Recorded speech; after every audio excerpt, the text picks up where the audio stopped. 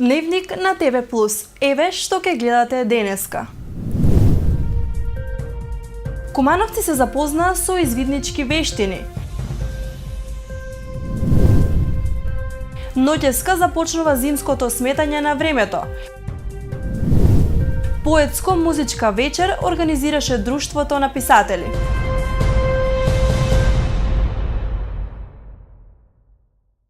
Кумановци денеска имаа можност да се запознаат со неколку извиднички вештини во рамки на настанот кој што го организираше извидничкиот одред скаут од Куманово.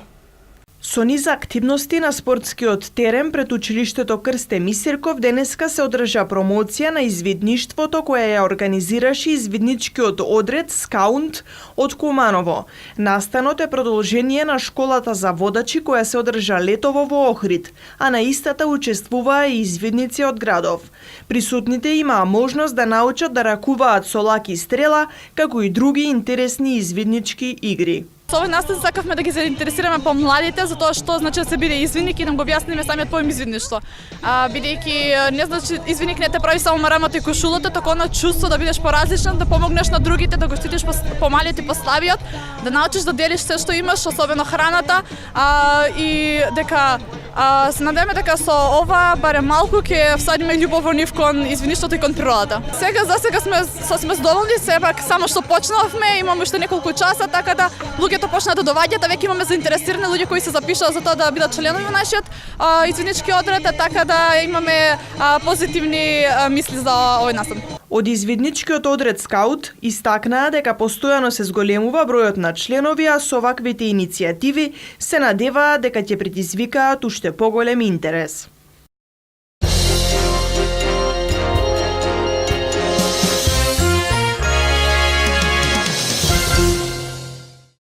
Во општина Старо Нагоричане денеска гласаат 22 болни и изнемоштени лица, а во општина Липково 259 болни и изнемоштени лица и 2 лица во куќен притвор. Изборната кампања заврши на полноќ кога започна и изборниот молк. На полноќ заврши изборната кампања за вториот круг од локалните избори што ќе се одржат утре и започна изборниот молк.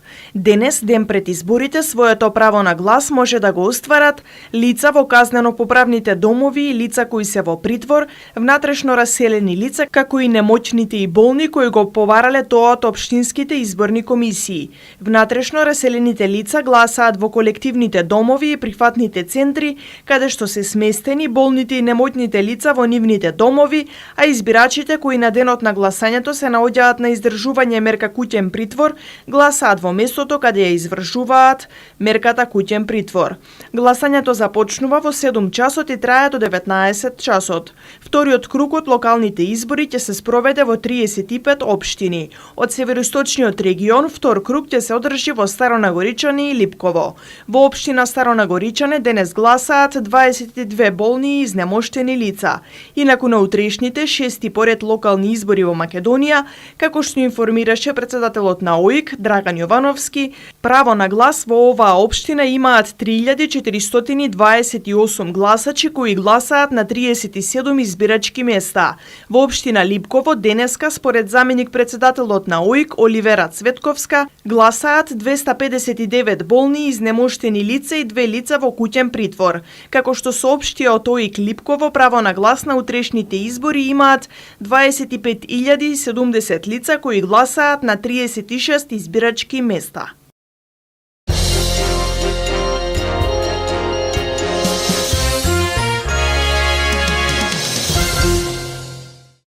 Зимското сметање на времето почнува ноќеска на полноќ кога во 3 часот стрелките од часовникот ќе се поместат 1 час назад.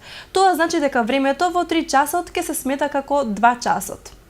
Од ноќеска во 3 часот по полноќ почнува зимското сметање на времето. Стрелките на часовникот ќе се поместат за 1 час назад, што значи дека времето во 3 часот ќе се смета како 2. Зимското сметање на времето почнува последниот викенд од октомври и трае до последниот викенд во март, кога започнува летното сметање на времето. Преминот од летно кон зимско време првпат е забележано во 1916 година во земјите во Северна Европа Европа, а досега е воведено во околу 70 држави, претежно на северната хемисфера.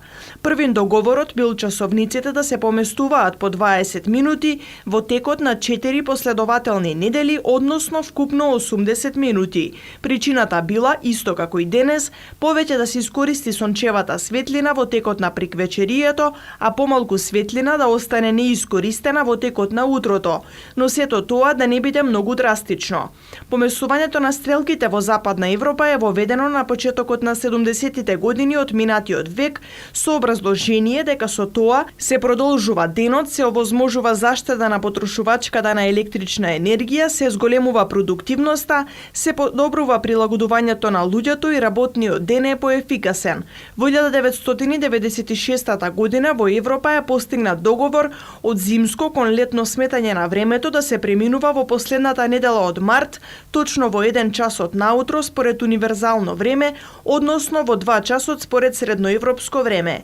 Европската Унија и останатите земји во Европа од 2002 година одредија летното време да почнува последната недела од март и да завршува последната недела од октомври. Поместувањето на времето во повеќето случаи се врши ноќта меѓу сабота и недела со цел да не предизвика големи проблеми за работното население. СВР Куманово поднесе кривична пријава против БМ 59 години од Тетово поради постоење основи на сомнение за сторено кривично дело, злопотреба на службена положба и овластување. И ИМ 38 години од село Ваксинце Липково поради постоење основи на сомнение за сторено кривично дело употреба на исправа со невистинита содржина, информираат од Министерството за внатрешни работи. Прво пријавениот вработен во Гоце Стојчевски Тетово како училишен социолог во својство на одговорен наставник за вонредни ученици во училиштето, во повеќе наврати своерачно внел и запиша лажни податоци и невистинита содржина во педагошки евиденции за ИМ за текстилна струка кои се воделе во Гоце Стојчевски од Тетово. ИМ и покрај тоа што знаел дека свидетелствата и дипломата за положен завршен испит кои му биле издадени во 2002 година се лажни и со невистинита содржина, ги употребил како вистински и како доказ во правниот сообраќај и тоа кај нотар од Куманово при заверка на истите. Потоа тие документи ги употребил при заснување на работен однос на неопределено време по оглас од работодавецот МВР на Република Македонија како приправник полицаец во СВР Куманово сметано од 5.5.2003 година. Но документите ги употребил и во текот на сите понатамошни распоредувања во полициски станици, за што од МВР од 5.5.2003 година до септември 2017 година по основ на право на плата, додатоци на плата по разни основи и придонеси му се исплатени 173 месечно бруто плати во точно неутврден износ, за кој износ го оштетил буџетот на Република Македонија.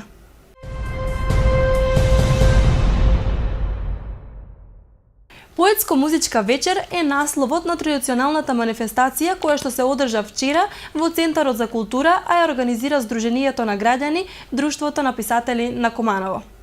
Во Центарот за култура Трајко Прокопиев синоќа се одржа традиционалната поетско-музичка вечер која е во организација на Сдруженијето на граѓани Друштво на писатели на Куманово. На манифестацијата беа наградени најдобрите творби на учениците од основните и средни училишта од градот кои учествуваа на литературниот конкурс кој го распиша Друштвото на писатели.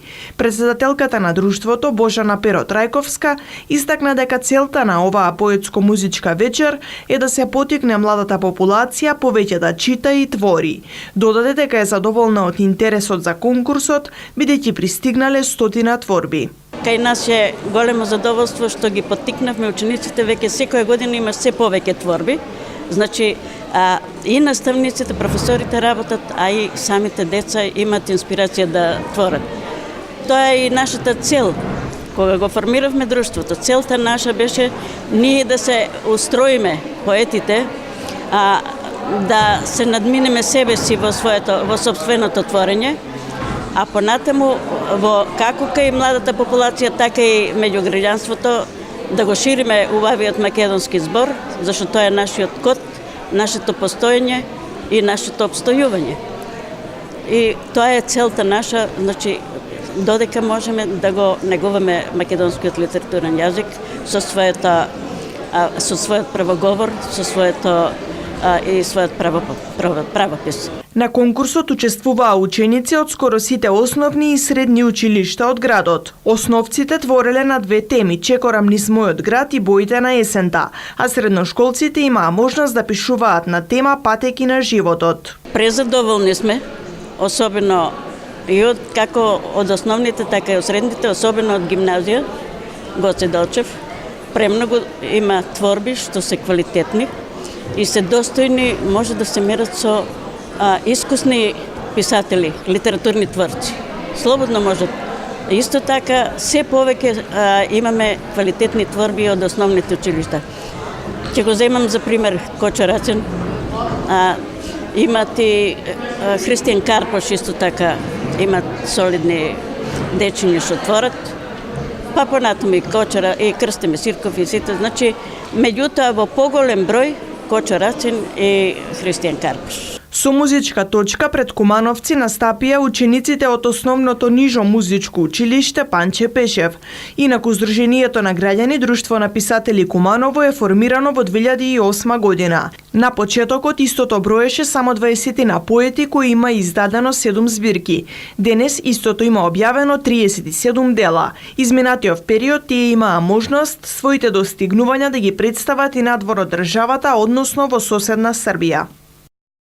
Во рамките на петото коло од домашниот шампионат, кошаркарите на Куманово утре со почеток во 18 часот и 30 минути на гостински терен ќе ги одмерат силите со составот на Струмица.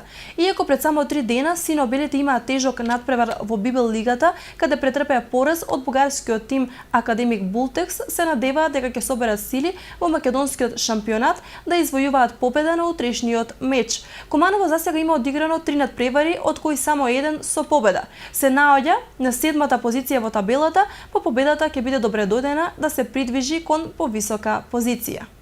Нашава екипа е уморна со играње на два фронта, Балканска и Македонска лига. Во оваа кратка ротација е многу тешко, но сепак ќе гледаме да се рехабилитираме и да дадеме максимум на тој надпревар и да се потрудиме да го добиеме.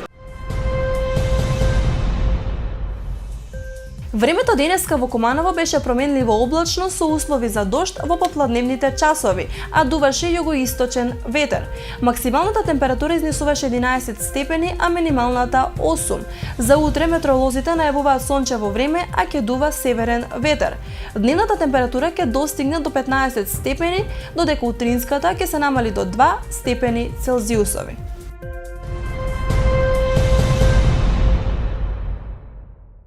Драги гледачи, ова беше последното издание на Дневникот за оваа недела. Следете не од понеделник во исто време, а до тогаш уживајте во викендот.